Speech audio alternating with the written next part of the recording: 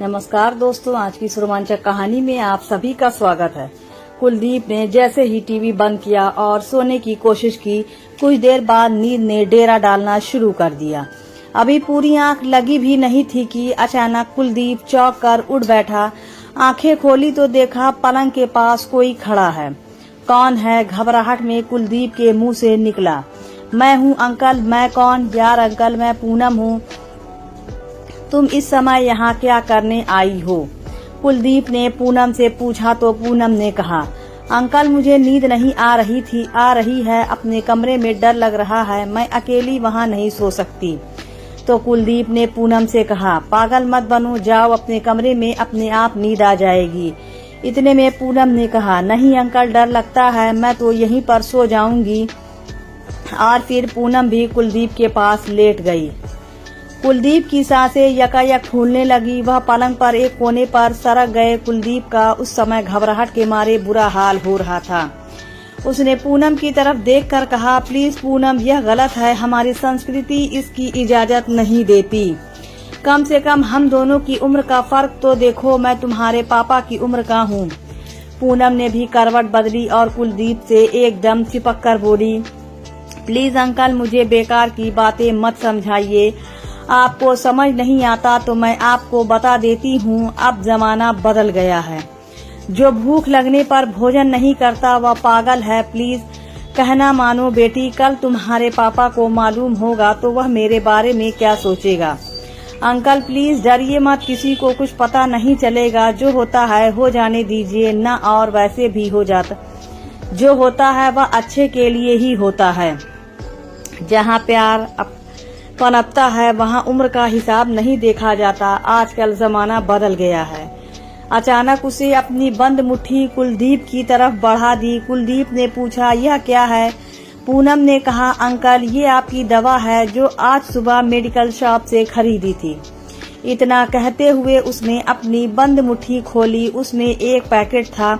यह देखकर कुलदीप की आंखें आश्चर्य से फटी की फटी रह गई। वह समझ गया कि वास्तव में जमाना बदल गया है। आखिर वह भी क्या करता?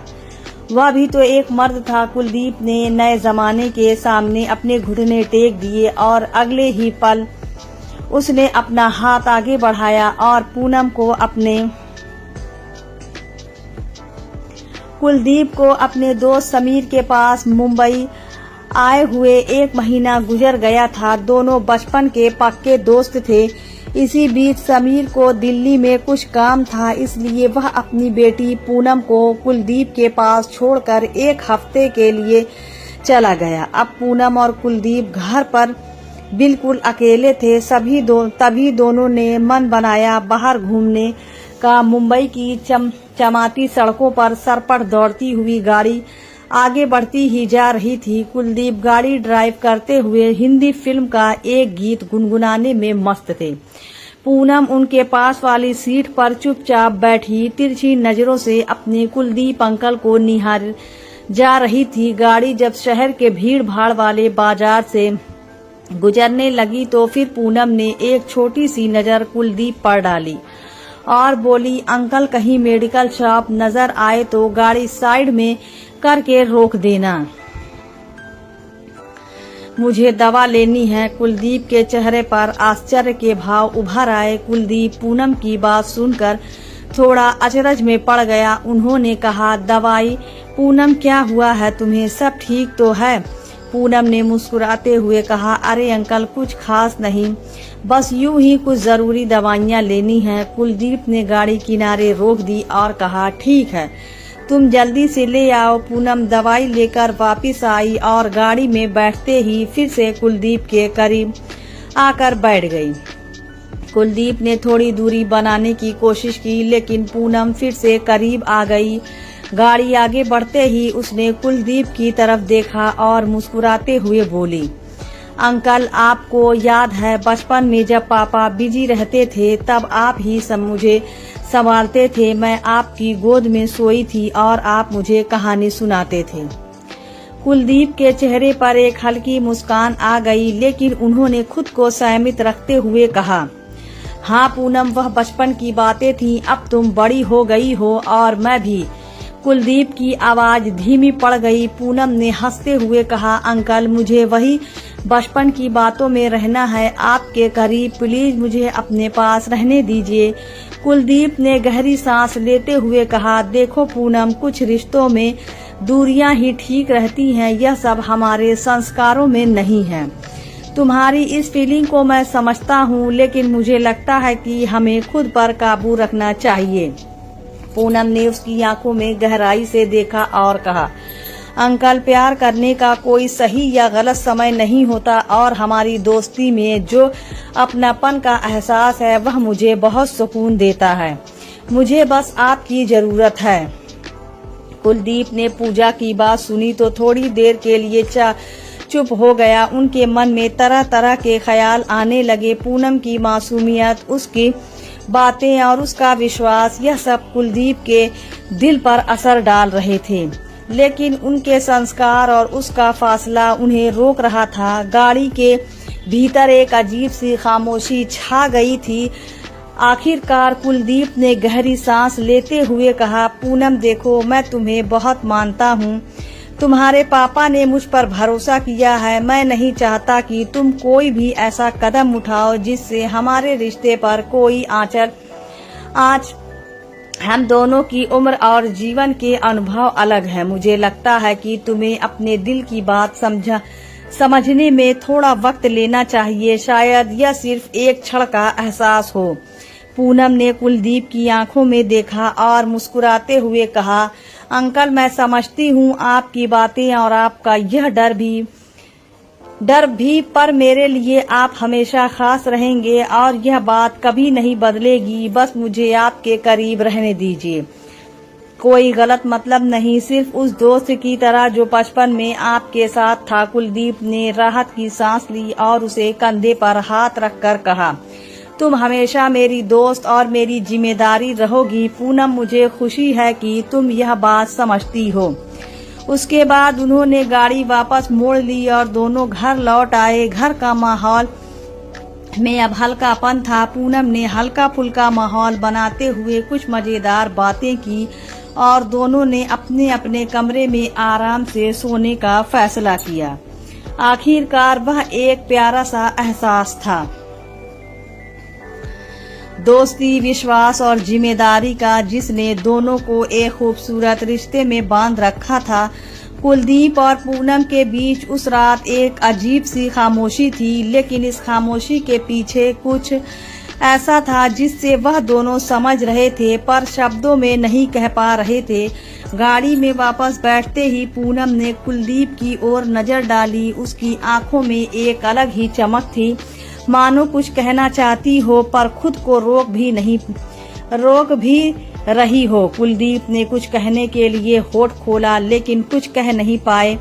उसके दिल में एक अजीब सी बेचैनी हो रही थी। पूनम का उसके करीब होना, उसकी नजरों का सामना करना उसे अंदर तक हिला रहा था।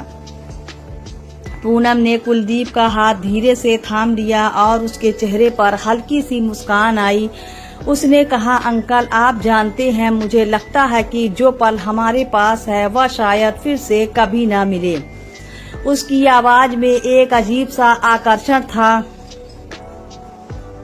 और कुलदीप ने खुद को एक पल के लिए महसूस किया। कुलदीप की सांसें तेज हो गई। उन्होंने अपना हाथ खींचने चाहा पर पूनम की पकड़ में एक मजबूती थी। पूनम, ये ठीक नहीं है, कुलदीप ने धीमी आवाज में कहा, लेकिन उनकी खुद की आवाज भी उन्हें आश्वस्त नहीं कर पा रही थी। पूनम ने अपनी नजरों से उसकी तरफ देखते हुए कहा, अंकल, मैंने सब सोच लिया है। मैं जानती हूँ कि हमारे रिश्ते में यह सब होना चाहिए या नहीं, लेकिन इस दिल का क्या करे, आखिर मैं भी एक इंसान हूँ और आप भी। कुलदीप ने आंखें बंद कर ली। उसके मन में मर्यादा और भावनाओं का संगम चल रहा था। उन्होंने खुद को समझने की कोशिश की, लेकिन पूनम का करीब होना उन्हें अपनी सोच से भटक रहा था।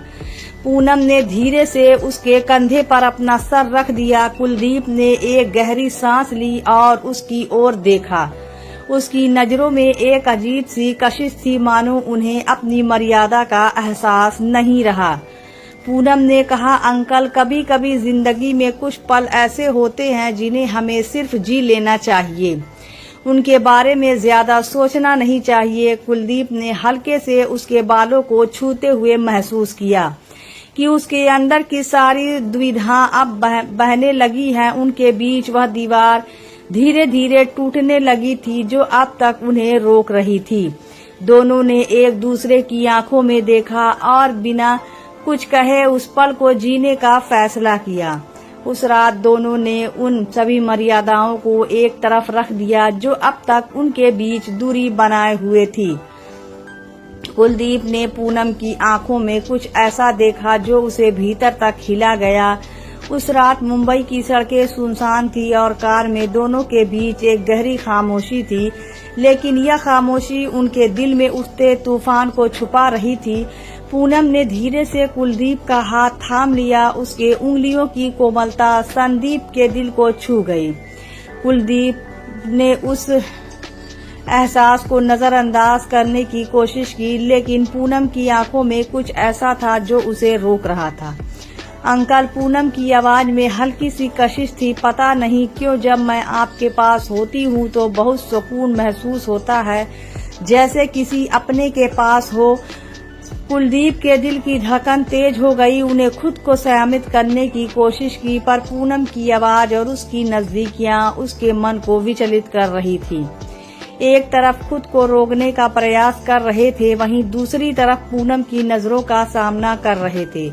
मानो एक अजीब सी पुकार उठ रही थी। पूनम ने हल्की मुस्कान के साथ कहा, आप हमेशा मुझे समझते आए हैं अंकल। कभी कभी ऐसा लगता है कि मैं आपके सामने अपने दिल की सारी बातें खुलकर कह सकती हूँ, जैसे कोई रोक नहीं हो उसके शब्दों को में अपनापन और सच्चाई थी। कुलदीप ने हल्की आवाज में कहा, पूनम यह सही नहीं है। हमारे रिश्ते की एक मर्यादा है, एक सीमा है, लेकिन उनके शब्दों में वह कठोरता नहीं थी जो एक दूरी बना सके। पूनम ने उसका हाथ अपने हाथ में कस लिया और बोली, कभी कभी दिल की बातें मर्यादा नहीं समझती अंकल। कुलदीप ने गहरी सांस ली और पूनम के करीब आकर उसकी आंखों में झांकते हुए बोले, तुम्हारी इस मासूमियत भरे एहसास ने मुझे अंदर तक छू लिया है, पर क्या तुम समझती हो कि इस सब का हमारे रिश्ते पर क्या असर हो सकता है। पूनम ने कुलदीप के कंधे पर अपना सर रखते हुए कहा, अंकल मुझे कुछ नहीं पता, बस इतना जानती हूँ कि आपके पास होने पर मैं पूरी होती हूँ और आपसे दूर जाकर अधूरी हो जाती हूँ। कुलदीप ने उसके चेहरे को हल्के से छुआ और दोनों ने एक दूसरे की आंखों में देखा। उस एक पल में दोनों ने सारी दुनिया की सीमाओं को भूलकर उस एहसास को जीने का फैसला किया जो उनके दिलों में लंबे समय से दबा हुआ था। दोनों के बीच एक गहरी संवेदनशीलता और प्यार का एहसास पनप रहा था जो केवल उस एक पल में था, विशेष आत्मीयता और अनकहा। उस रात दोनों के दिलों में उठता एहसास जैसे खूबसूरत ख्वाब बनकर उभर रहा था। कुलदीप ने पूनम के हाथों को अपने हाथों में लिया और हल्के से मुस्कुराते हुए कहा, पूनम कभी सोचा नहीं था कि हम यूं ही एक दूसरे से इतना करीब आ जाएंगे। यह जो एहसास है यह बहुत खास है, लेकिन कहीं ना कहीं हमें खुद को संभालना भी होगा। पूनम ने उसकी ओर नजर उठाई और कहा, अंकल कभी कभी लगता है कि हमें वह हर पल हर एहसास जी लेना चाहिए जो हमारे पास आता है। कौन जाने फिर जिंदगी ऐसा मौका दे या ना दे। कुलदीप ने गहरी सांस लेते हुए कहा, तुम्हारी बातों में सच्चाई है, लेकिन मैं अभी इस बात को लेकर थोड़ा असमंजस में हूँ। उम्र का फासला, समाज का यह बंधन, क्या हमें इसे नजरअंदाज कर देना चाहिए। पूनम ने उसके चेहरे पर हाथ रखकर उसे भरोसा दिलाया, कभी कभी जिंदगी में कुछ एहसास इतने खास होते हैं कि उम्र, फासले और दुनिया सब बेमानी लगने लगती है।